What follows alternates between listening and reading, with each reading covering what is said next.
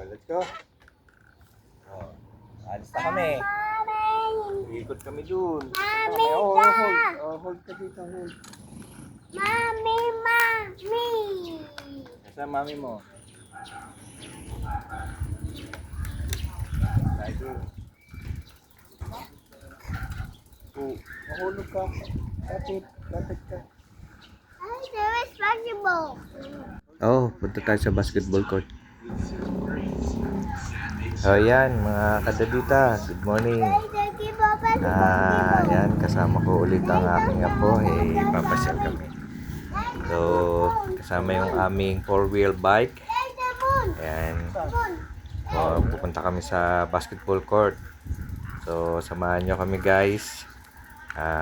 Ito yung aking ginagawa sa ngayon, ang libangin ang aking apo. Ayan, si Dos. Kami sa basketball court, lalaro kami doon at tingnan namin kung anong pwede pang gawin.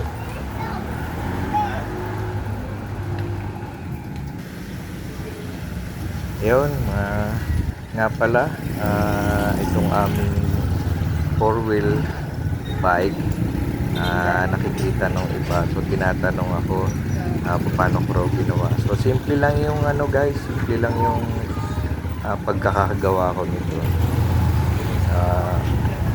Yun nga lang, may nasakripisyo yung lumang bike. So pinutol ko lang yung pedal. So then gumawa ako ng frame na 2 tubo. Ayan, pinutol ko lang, ginawa ko lang I-beam. Yun lang. Tapos siyempre kailangan mong bumili ng additional na 2 gulong. Yung nabili ko ay second hand. Yung isa bago, yung isa dati na luma. Ayan. Pero okay pa rin naman. Yan yung sa mga gustong dyan, gustong gayahin, simple lang ito para sa mga sa mga anak natin or sa mga apo natin, yan, katulad ng apo ko. So yung apo ko yung gumagamit ngayon nito. Ayan, pinapasyal ko siya dito sa aming ayan, basketball court. Ayan. Siyempre nalilibang yung apo ko. Ako na rin, sama na rin ako sa nalilibang sa paggamit nitong 4-wheel bike. Simple lang po ito. Pwede nyong gayahin. Medyo gumastos lang din ako ng konti dahil siyempre sariling gawa.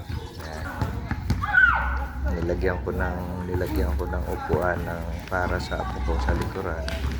Dati kasi wala ito. Saka actually ito talaga para sa anak kong bunso. Kailangan na improvise ulit. So para naman sa akin apo, nilagyan ko ng upuan sa likod. Ayan, ito yung court. Nililibang ko siya dito kasi medyo malinsangan sa bahay. Ayan. Kaya dito muna kami. Malamig-lamig dito sa malamig na dito sa basketball court. So dito na rin yung pavilion and then yung playground ng mga bata. Dito na rin. Marami kasing puno dito sa aming sa aming pavilion. Kaya na malamig, yan, presko yung aming pavilion. So yun lang guys, medyo maiksi ang aming video ngayon.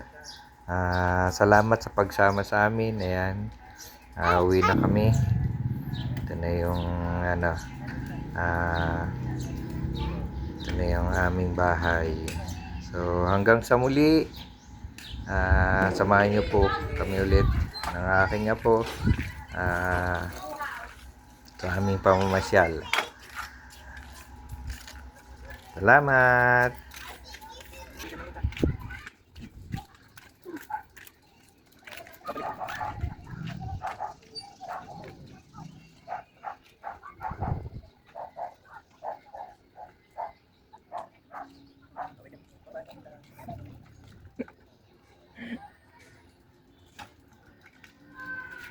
Manta.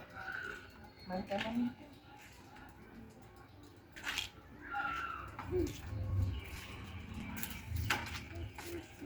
Isa pa, isa